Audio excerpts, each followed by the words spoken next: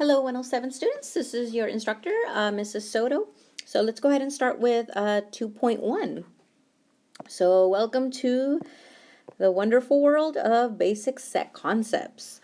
So the question that I want you guys to think about throughout this lesson is, what is the importance of these sets? Okay, what is a mathematical set? And okay, so let's begin. So we tend to place things in categories. Let me just go ahead and underline a couple of key terms here. In categories, which allow us to order, right, and structure the world. For example, to which population do you belong to? Do you categorize yourself as a college student? What about your gender? What about your academic major or ethnic background, right? These are different sets. Our mind cannot find order and meaning without creating collections, okay? These collections, us mathematicians call these sets, okay? So they're collections of objects. So formally, what is a set? What is the definition? So here we have, a set is a collection of objects, okay? Collection of objects whose contents can be clearly determined. And I'll go ahead and elaborate on this a little bit later.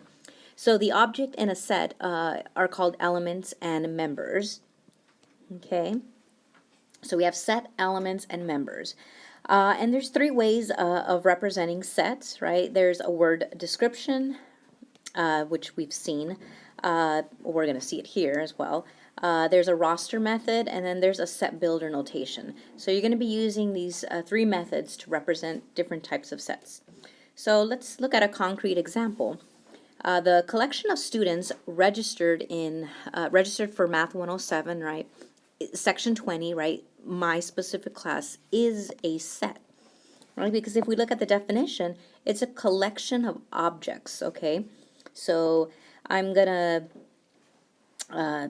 write this set. This is a brace, right? And I'm gonna call my set S, just for set. It can be A, B, C. I'm just gonna call it S. So S is the collection. So this means the collection, right? And then these guys in here are the objects, right? Or the members or the elements. So this is a little bit informal, but let me just go ahead and write it a little bit better here. So the set S, the collection of members, well, who are the members of our set? Who's in our class? Well, we had a lot of people today. I can say Caleb, right, is one member or one element. I can say Jennifer, right, is another element. I can say Christian is another element. Maybe Julian, dot, dot, dot. I can actually write all 20 students. I won't write all 20, but there is 20 students in here. Now, because, this can get a little bit tedious, we can write this using variables. So let's just say I call Caleb, X sub 1, meaning the first student, the first element in this set. And then Jennifer can be the second student, and maybe Christian can be the third student, and so forth, right? All the way up to the 20th student. And again, the order here doesn't matter. So let's see, this is X1 is Caleb. If I move Caleb over here and put Christian over here, it doesn't matter. We're still talking about the same set. You're all still in the classroom, no matter where you sit. Okay, so again, elements, and let's see, one thing. So elements are usually denoted with lowercase letters, right? And notice, let's see, maybe a different color here. Let's do green. And capital letters, right, usually denote the actual set, okay? So now let's just practice some notation that you're going to be using. And sorry, I write really big. Let's see, we can, let's write it, okay, here. So what if, let's use some notation. The symbol E, and also this E with a slash. Okay, E means belongs to.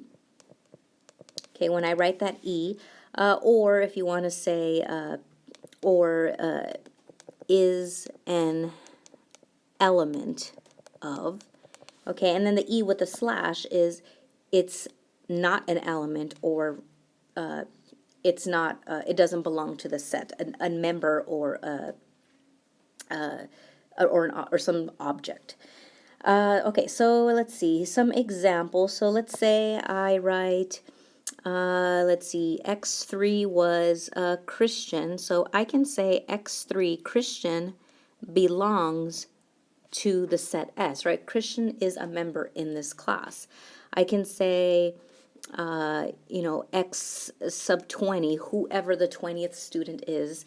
For example, on my roster, if I look at my 20th student, it looks like it's Alize Watson, right? Because she's, yeah, W. So she is an element, right, in our set.